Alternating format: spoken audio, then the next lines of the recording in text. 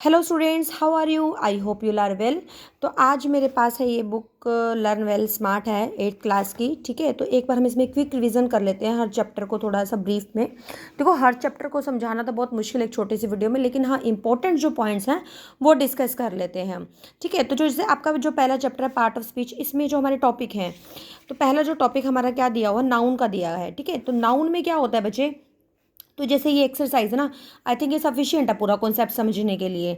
तो जैसे abstract noun होता है, एब्स्ट्रैक्ट नाउन क्या होता है, जो थिंग्स को आप टच नहीं कर सकते, फील करते हो। ठीक है, जैसे सच्चाई है, झूठ है, खुशी है, दुख है, आप इसको देख सकते हो या फिर आप इसको मतलब कि टच कर सकते हो नहीं ना, हम इसे फील कर सकते हैं। तो जो चीज़ें हम फील कर सकते हैं वो किस में आती हैं? एब्स्ट्रैक्ट नाउन में आती हैं। अच्छा, कॉमन नाउन में क्या होता है बच्चे, जो चीज़ कॉमन होती है, जैसे स्टूडेंट है वो बॉय भी हो सकता है, गर्ल भी हो सकता है। फर्नीचर है, फर्नीचर में कोई भी आ सकता है। फर्नीचर देखो, इस पे फर्नीचर कॉमन में भी आ सकता है और मटेरियल में भी आ सकता है, क्योंकि फर्नीचर किससे मिलकर बना है? वुड से, तो मटेरियल में आ गया। लेकिन फर्नीचर में अब टेबल चेयर भी आ सकते हैं, सोफा सेट भी आ सकता है, बेड भी आ सकता है, तो ये कॉमन में भी आ सकता है। ठीक है। अच्छा, फिर उसके बाद हमारा कौन सा होता है जो प्रॉपर नाउन है, मतलब नेम ऑफ पर्सन, किसी पर्सन का नाम, किसी प्लेस का नाम, किसी थिंग का नाम, तो वो किस में आ जाएगा?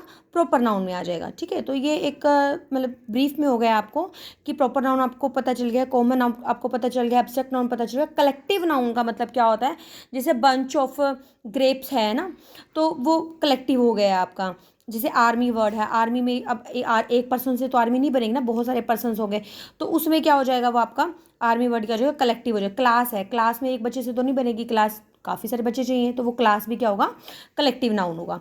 फिर उसके बाद हमारा ये कुछ चीज़ें हैं जिसे प्लूरल फॉर्म में बनाना है। अपने प्लूरल का मतलब क्या होता है, सिंगुलर है उसको आपने एस एस लगा देना है।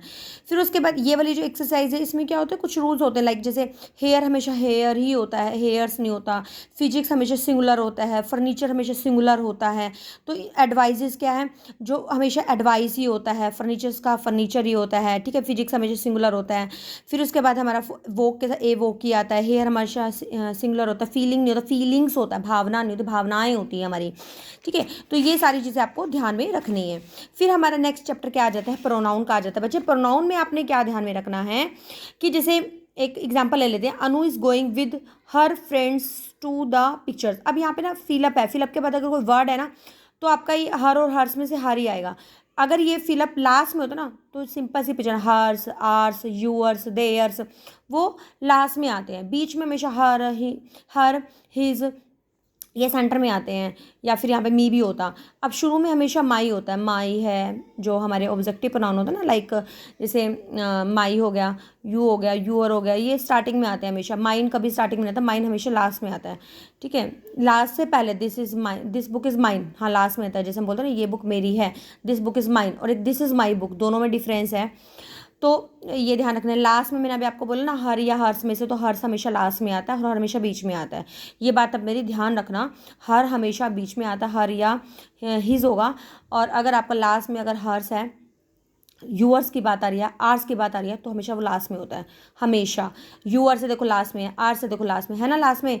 फिर उसके बाद ये क्या है, ये their house looks like, last में आवर्स है। बट स्टार्टिंग में क्या है, बट आर इज बिगर। ठीक है, लेकिन अब बट आर से शुरू में भी ये लग जाएगा, बट हमारा, हमारा, बट आर्स इज बिगर। फिर इसके बाद they play chess daily, it is a favourite game of, last में है तो क्या आ जाएगा, देयर्स। तो ये आपको ध्यान रखना है। रिफ्लेक्सिव प्रोनाउन में बच्चे क्या होता है, ही का हिमसेल्फ हो जाता है, यू का यूअर सेल्फ हो जाता है, दे का देम सेल्फ हो जाता है।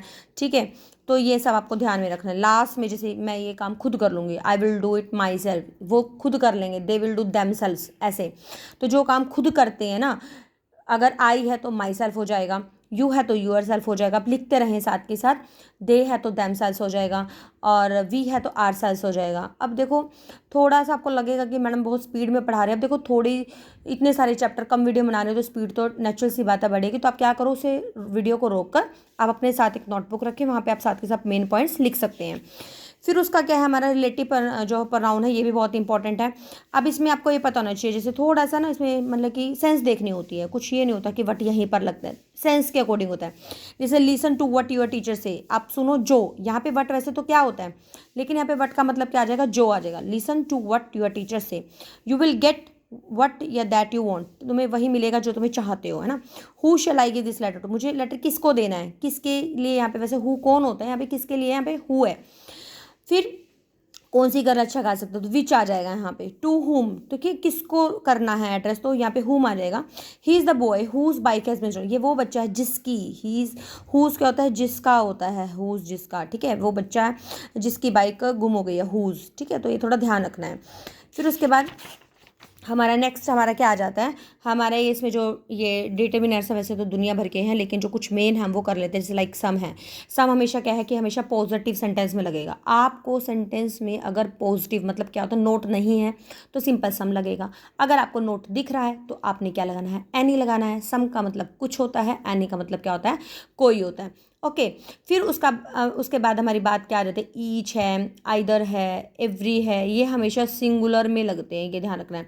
नाइदर ना के लिए लगता है, ठीक है, ऑल सभी के लिए लगता है, हाफ हाफ के लिए लगता है, मच ज़्यादा के लिए लगता है। तो ये थोड़ा सा आपको मच क्वांटिटी के लिए लगता है, यहाँ पे चलो मैं लिख देती हूँ, मच क्वांटिटी के लिए लगता है। और जो मैनी होता है वो हमारा किसके लिए लगता है बच्चे, नंबर के लिए लगता है। तो ये थोड़ा सा ध्यान रखना है आपने। और आपको कोई भी फिलअप आ जाए आपके एग्जाम में, यू कैन डू एवरीथिंग, कोई भी कर लो, ज़रूरी नहीं कि बुक में से ही आपको कोई आपके एग्जाम में मिले। अच्छा, फिर आपका जैसे एडवर्ब का टॉपिक है, एक बार हम थोड़ा सा कर लेते हैं। एडवर्ब भी हमने बचपन से पढ़ा ही होता है। तो एडवर्ब में क्या है हमारा, जैसे एडवर्ब वैसे बहुत टाइप के होते हैं, 9 टाइप के होती हैं। तो जैसे अगर मान लो कोई सेंटेंस आ गया आपको और आपको लिखा है कि आपको प्रॉपर एडवर्ब यूज़ करनी है ना, तो आपने सेंटेंस देखना है हमेशा फिलअप के साइड में। अगर कोई डायरेक्ट से ना, तो मतलब कोई ना कोई फ्रीक्वेंसी की बात होगी। जैसे वंस एक बार होता है, ट्वाइस 2 बार होता है, थ्राइस 3 बार होता है, अगेन हमेशा, ऑलवेज तो आपको पता है जो ऑलवेज, ऑलवेज, ओफन, ठीक है, यूजली, ये वर्ड तुम वैसे भी लगा देते हैं। कोई काम आपने डेली कोई काम कर रहे हैं ना, तो उसके लिए हम लगा देते हैं ऑलवेज, ओफन, यूजली। ये हमारे क्या होते हैं, एडवर्ब होते हैं। एक बार थोड़ा सा आप नज़र निकाल लें कि ये एडवर्ब होते हैं, क्योंकि पता होना चाहिए कि एडवर्ब, अच्छा एडवर्ब क्या होता है, वर्ब की जो क्वालिटी बता रहा है, वर्ब की क्वालिटी को बताने वाला वर्ड, मतलब वर्ब तो आपको दी होगी, ठीक है। अब जैसे सेटिस्फाइड है, मैं सेटिस्फाइड, कितना सेटिस्फाइड हूँ, सेटिस्फाइड, तो हम यहाँ पे क्या है, आई एम क्वाइट सेटिस्फाइड, ठीक है। अच्छा, एडवर्ब में क्या होता है कि हम यहाँ पे क्वाइट भी कर सकते हैं, हम एब्सोल्युटली सेटिस्फाइड भी लिख सकते हैं, तो कोई भी आ सकते हैं। मतलब एडवर्ब मतलब उस वर्ब की खासियत को बताने वाला जो वर्ड होता है, ठीक है। जैसे आ जाएगा, वो बहुत अच्छा लिखती है ना, कैसा लिखती है, शी राइट्स, मतलब कि नीटली, है ना, सुंदर तरीके से लिखते हो। नीटली वर्ड क्या हो गया उसका, एडवर्ब होगा। मतलब वर्ब की क्वालिटी को बताने के लिए जो वर्ड होते हैं ना, तो वो क्या होते हैं, एडवर्ब होता है। तो इस तरीके से आप एडवर्ब आप यूज़ कर सकते हो। एक बार देख लेना कि ये वर्ड होते हैं, इन्हीं वर्ड को आप यूज़ करोगे, कोई और वर्ड नहीं यूज़ करोगे आप। ओके, फिर नेक्स्ट आपका क्या आ जाता है आपकी बुक में, ये प्रेपोजिशन का है। प्रेपोजिशन का बच्चे हमारी कुछ मेन सी प्रेपोजिशन होती है, लाइक जैसे प्रेपोजिशन ऑफ टाइम है। हमारा टाइम क्या होता है, टाइम से पहले हमारे जैसे I will teach you at 4 o'clock या 5 o'clock या 6 o'clock, तो एट टाइम के लिए आप याद कर लो। ओन किसी चीज़ के ऊपर होता है तो लगा लो। इन जैसे जैसे in the morning, in the evening, है ना, in the restaurant, in school, तो इस तरीके से इन लग जाता है। अनटिल टाइम के लिए होता है, जैसे you can wait until 8 o'clock, है ना। सिंस आपका, सिंस और फोर आपका क्या होता है, जब आपका कोई फिक्स टाइम होता है तो सिंस लगता है, जब आपको शॉर्ट ही नहीं होती तो आपका फोर लग जाता है। बिफोर आपका पहले होता है। ओफन हमेशा, हमेशा के लिए यूज़ करते हैं। और ओफन हमारा एडवर्ब भी होता है, ये ध्यान रखना। ड्यूरिंग का मतलब ड्यूरिंग एग्जाम कहते हैं ना, जैसे टाइम पीरियड जो चल रहा होता है उसे ड्यूरिंग बोलते हैं। फिर उसके बाद हमारा फिर ये सिंपल पोजीशन के लिए आ जाएगा। जैसे यही चीज़ें आपको, ये टाइम के लिए, जैसे एट आपका स्मॉलर प्लेस के लिए लग जाता है। ओन किसी चीज़ के ऊपर आ गया, इन किसी चीज़ के अंदर आ गया, अंडर किसी चीज़ के नीचे आ गया। तो इस तरीके से आपको ये ध्यान में रखने हैं। फिर मैं आपको बार बार वही बात बोल रही हूँ कि मैं आपको डिटेल में नहीं करवाने वाली, क्योंकि इन शॉर्ट में एक रिवीजन आप कह सकते हो, एक रिवीजन है इस वीडियो में। फिर इसके बाद हम चैप्टर देखते हैं बच्चे, हमारा ये सिंगुलर प्लूरल वाला आ जाता है कि हमारे सिंगुलर प्लूरल ध्यान में रखने होते हैं। तो ये भी थोड़ा सा आपने ध्यान में रखना है कि जैसे थैंक नहीं होता, थैंक्स होता है। पोल्ट्री हमेशा क्या होता है, प्लूरल होता है। फिर इसके बाद हमारा ये सारे अपने रूल पीछे देखे हैं। जैसे पॉलिटिक्स है, हमेशा इंपॉर्टेंट सा कॉन्सेप्ट होता है। पॉलिटिक्स के साथ हमारा हमेशा क्या रहता है, ईज ही लगता है, ठीक है, सिंगुलर में होता है। तो इस तरीके से आपको ये चीज़ें ध्यान में रखनी है। मैथमेटिक्स सिंगुलर होता है हमारा, ठीक है। वेजेस हमारा फिर सिंगुलर में होता है। न्यूज़ हमारा सिंगुलर में होता है, तो स्प्रेड्स आ जाएगा। तो ये सारे इस तरीके से आपने करने हैं। फिर उसके बाद हमारा नेक्स्ट क्या आ जाता है, हमारा रिफ्लेक्सिव प्रोनाउन वाला आ जाता है, जो मैंने आपको पहले भी बताया था कि कैसे करना है आपको। हाँ, ये बहुत इंपॉर्टेंट चीज़ है आपको। जैसे लास्ट में आपने हमेशा ऑब्जेक्टिव प्रोनाउन आता है, जैसे हिम आएगा, हर आएगा, कभी ही नहीं आएगा, कभी आई नहीं आएगा लास्ट में, हमेशा ऑब्जेक्टिव, जैसे ही का हिम हो जाता है, आई का मी हो जाता है, दे का दैम हो जाता है, ठीक है। ये लास्ट में ये वाले सेंटेंस आएंगे, जैसे ये देखो, if I were dash I would go, if I were, अब आई तो पहले आ लिया ना, ऑब्जेक्टिव प्रोनाउन क्या आएगा, हिम आ जाएगा इस तरीके से। This is matter between you, I you नहीं, यू और मी आ जाएगा यहाँ पे, I know it was she नहीं, इट वॉज हर आ जाएगा, ओके। फिर जैसे wait for the one and me, मेरे लिए वेट करो, लास्ट में मी, मतलब मैंने बोला ना ऑब्जेक्टिव, ऑल एक्सेप्ट हिम आ जाएगा, she did it better than him. तो इस तरीके से आपने ये ध्यान में रख, बस यही आप एक्सरसाइज कर लो तो वो भी सफिशिएंट है। फिर उसके बाद हमारा नेक्स्ट क्या आ जाता है बच्चे, हमारा ये है, एक मिनट मुझे फ़ोन में से थोड़ा विजिबल नहीं हो रहा, ये हमारा करेक्शन है भाई, सेंटेंस हमें कैसे करेक्ट करना है। तो सेंटेंस करेक्शन में तो आपका जैसे इसमें थोड़ा सा आप देख, जैसे each of us have, our नहीं आएगा, ईच ऑफ अस हैव और their, each of us have और own books, each of us, neither of us have our own book. तो इसमें हमने अपने अकॉर्डिंग इसको ठीक करके लिख सकते, जैसे नन ऑफ दीज बॉयज़ की जगह नीदर ऑफ दीज बॉयज़ आ जाएगा, ठीक है। तो ये एक बार देख लेना।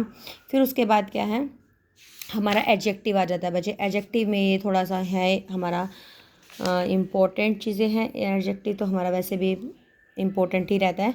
तो एडजेक्टिव में मेन तो आपने अपने बचपन से सुना होगा, जैसे दो सिंपल कोई बात होती है, मैं यहाँ से बता देती हूँ, यहाँ पे एक मिनट है ना, जैसे सिंपल कोई वर्ड होता है, जैसे प्रॉपर वर्ड आ गया ना, तो पॉजिटिव डिग्री बोलते हैं जब कोई सिंपल बात होती है, जैसे मान लो वो प्रॉपर चीज़ है ना, या फिर वो इंटेलिजेंट, हमने इंटेलिजेंट वर्ड कर लिया, तो फिर वो दो के बीच में जैसे वो उससे ज़्यादा इंटेलिजेंट है तो मोर आ जाता है। मोर की एक खास बात होती है, इसके साथ हमेशा देन होता है, ये बात आप मेरी याद रख लो कि देन होता है ना, तो हमारा क्या आता है, मोर आ जाता है। दो के बीच में कंपैरिजन होता है, जब सभी में कंपैरिजन कर रही हो ना तो मोस्ट आ जाता है, ठीक है। ही is the most intelligent boy in the class, तो पूरी क्लास में इंटेलिजेंट है तो बच्चे तो मोस्ट आ जाएगा, ठीक है। तो द मोस्ट पूरी, ये बस ये ध्यान में रखना है आपने। फिर उसके बाद हमारे कुछ ये चीज़ें होती हैं कि जैसे ये वर्ड होते हैं superior, inferior, senior, junior, preferable, इनके साथ हमारा टू लगता है, देन कभी नहीं लगता, ये एक इंपॉर्टेंट है, इसमें बच्चे थोड़ा सा कन्फ्यूज़ हो जाते हैं। ऑल राइट, फिर इसके बाद हमारा एल्डर और एल्डर्स वाला कॉन्सेप्ट होता है, तो जो हमारा ये ध्यान में रखना है कि जो एल्डर होता है तो हमारा ये हमारा पर्सन और मेंबर के लिए लगा देते हैं, और आर यूज फॉर थिंग्स, और ये भी ओल्डेस्ट हमारा पर्सन उसके लिए लगा लेते हैं यहाँ पे। लेकिन मेन चीज़ है जो आपको याद रखनी होती है, ये थोड़ा सा मेरा मोबाइल हिल गया, थोड़ा हाथ में पकड़ो इसलिए, एल्डर के साथ कभी देन नहीं आता बच्चे, और ओल्डर के साथ हमेशा देन आता है। बस यहीं से आप ध्यान रख लो कि अगर देन है तो आपका ओल्डर आएगा, अगर देन नहीं है तो आपका एल्डर आ जाएगा। बाकी लगता दोनों बड़े के लिए या पुराने के लिए। ऑल राइट, फिर आपका जैसे कंसेप्ट आ जाता है लेटर और लेटेस्ट, है ना। लेटर और लेटेस्ट दोनों टाइम के लिए, लेकिन अच्छा लेटर LATR और LATS ये टाइम के लिए होते हैं, लेकिन ये वाला लेटर और लास्ट ये किसके लिए होता है, पोजीशन के लिए होते हैं। फिर उसके बाद हमारा बच्चे आ जाता है हमारा कॉन्सेप्ट एडजेक्टिव्स में, थोड़ा सा ध्यान में रखना है आपने। ये आइदर और नाइदर का ही यहाँ से देख लेते हैं थोड़ा सा। सुपीरियर, इन्फीरियर, सीनियर, जूनियर भी हमने अभी अभी किया है कि इनके साथ टू लगता है, देन नहीं लगता। फर्दर और फार्दर में क्या होता है, फार्दर हमेशा डिस्टेंस के लिए लगाते हैं, और फर्दर हमेशा से कोई काम आगे, इन्फॉर्मेशन फर्दर इन्फॉर्मेशन है, ठीक है। तो ये ध्यान रखने हैं आपने रूल। ईच हमेशा क्या होता है, दो या दो से ज़्यादा, और एवरी सभी के लिए लगता है। फिर आइदर क्या होता है, दो में से एक होता है, नाइदर क्या होता है, दो में से कोई भी एक नहीं है। ईच अदर क्या होता है, जब आपस की बात हो, और वन अनदर क्या होता है, दो से ज़्यादा की बात हो। प्रेफरेबल का मतलब क्या होता है, जब आप कोई प्रेफर कर रहे होते हो कोई चीज़, राइट। फिर दिस और दैट, आपको पता है दिस पास होता है, दैट दूर होता है, दीज काफ़ी सारी चीज़ें पास होती हैं, दोज काफ़ी सारी चीज़ें दूर होती हैं, तो उसके लिए लगाते हैं, ठीक है। तो ये इतना ही कर लो आप, वही सफिशिएंट है आपका। फिर नेक्स्ट हमारा क्या आ जाता है डिटर्मिनर्स में, तो यही सम और एनी हम कर चुके हैं अभी तो मैंने आपको स्टार्टिंग में बताया था कि सम पॉजिटिव के लिए लगाते हैं, एनी नेगेटिव के लिए लगाते हैं, और फ्यू नंबर के लिए होता है, लिटिल क्वांटिटी के लिए होता है। बस आप इतना सा ही याद रखो, क्योंकि ज़्यादा रखोगे तो कन्फ्यूज़ हो जाओगे।